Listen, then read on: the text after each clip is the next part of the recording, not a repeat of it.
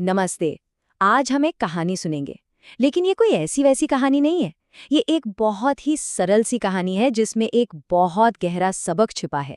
ये कहानी है हमारे आसपास की चीजों की, कुछ देखी हुई, कुछ अनदेखी, और उनके बीच के कनेक्शन की। यकीन मानिए, इसे सुनने के बाद दुनिया को देखने का नजरिया थोड़ा तो बदल ही जाएगा। तो चलिए शुरू करते हैं। ये एक अनोखी कहानी है, जड़ और चेतन की। अब आप सोच रहे होंगे, ये जड़ और चेतन क्या है? अरे सीधी सी बात है। जड़ यानी वो चीजें जो अपनी जगह पर टिकी रहती हैं, स्थिर। और चेतन, चेतन मतलब जिनमें जान है, चंचलता है, जीवन की हलचल है। तो कहानी हमें ले चलती है एक छोटे से बहुत ही खूबसूरत गांव में। और इस कहानी के दो मेन कैरेक्टर्स हैं, पता है कौन? एक तो है एक बहुत बड़ा सदियों पुराना पेड़, और दूसरा है एक छोटा सा प्यारा सा बच्चा जिसका नाम है आरव। हाँ, तो गांव के ठीक बीच में शान से खड़ा था एक बहुत ही पुराना, बहुत विशाल बरगद का पेड़। इतना पुराना कि गांव के सारे लोग उसे प्यार से और इज्जत से बरगद बाबा कहकर बुलाते थे। अब देखिए, बरगद बाबा अपनी जगह से हिलते तो थे नहीं, एकदम स्थिर थे, पर वो गांव के हर एक इंसान की जिंदगी का एक बहुत जरूरी, एक खामोश हिस्सा थे। और यहीं पर हमारे दोनों मेन कैरेक्टर्स एक दूसरे के आमने सामने हैं। एक तरफ है आरव, जो पूरी तरह चेतन है, मतलब वो चंचल है, दौड़ता भागता है, हंसता खेलता है, और उसके मन में ढेरों सवाल हैं। और दूसरी तरफ है हमारे जड़ बरगद बाबा, बिल्कुल शांत, अपनी जगह पर स्थिर, और बस सब कुछ देखने वाले एक साइलेंट ऑब्जर्वर। और बस यहीं से कहानी में एक ट्विस्ट आता है। आरव के छोटे से मन में एक सवाल उठता है, एक ऐसा सवाल जो ये दिखाता है कि अभी वो दुनिया को कितनी छोटी सी नजर से देखता है। तो होता क्या है कि एक दिन आरव खेल रहा होता है, और खेलते खेलते वो पेड़ के पास जाकर कहता है, बरगद बाबा, आप इतने बड़े हो पर आप तो कुछ कर ही नहीं सकते। काश आप भी मेरी तरह चल फिर पाते तो कितना मजा आता, हम दोनों साथ में खेलते। और ये जो मासूम सा सवाल है ना, यही इस पूरी कहानी का दिल है। अब छोटे से आरव को क्या पता था कि उसके सवाल का जवाब उसे बहुत ही जल्द मिलने वाला है।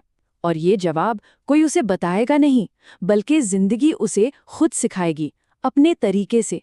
दरअसल दो ऐसी चीजें होती हैं जो आरव की सोच को, उसके नजरिए को हमेशा हमेशा के लिए बदल के रख देती हैं।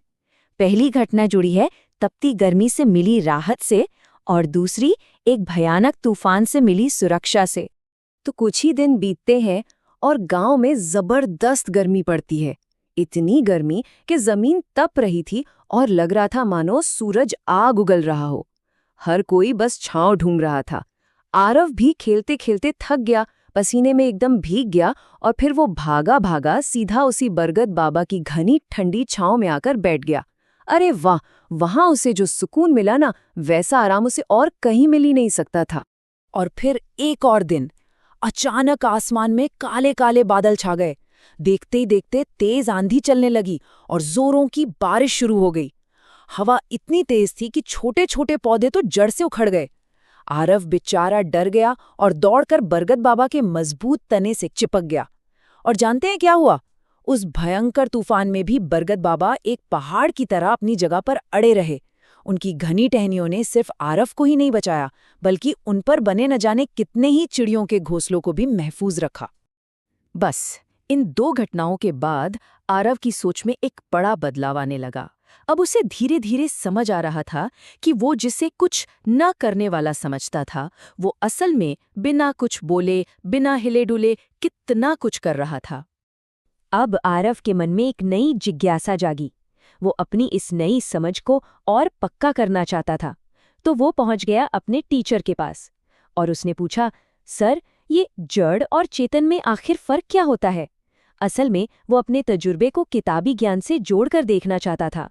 उसके टीचर ने भी बहुत प्यार से बड़े ही आसान शब्दों में समझाया।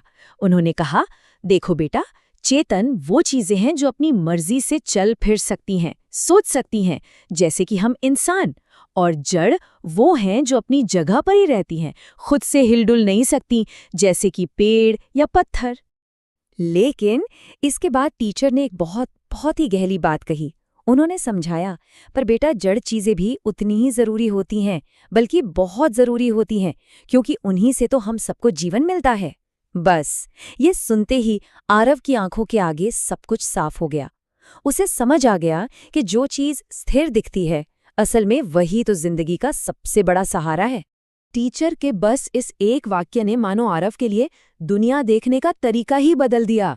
अब उसे बरगद बाबा की असली कीमत समझ आ गई थी, उसकी वो साइलेंट पावर, उसकी खामोश ताकत का एहसास हो गया था। और इसके बाद आरव सिर्फ पेड़ के पास खेलने नहीं जाता था, अब वो वहां जाकर उसका शुक्रिया अदा करता था, उसका आभार जताता था। और तो और वो अपने दोस्तों को भी इकट्ठा करके बताता था, देखो हमें पेड़ों को बचाना चाहिए, ये भले ही एक जगह खड़े रहते हैं, पर सच तो ये है कि यही हमारी जिंदगी का, हमारे जीवन का आधार है।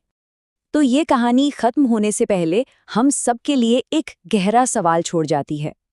जरा सोचिए, हमारी अपनी जिंदगी में वो कौन सी जड़ यानी स्थिर चीजें हैं जिनकी असली कीमत शायद हम पहचान नहीं पाते।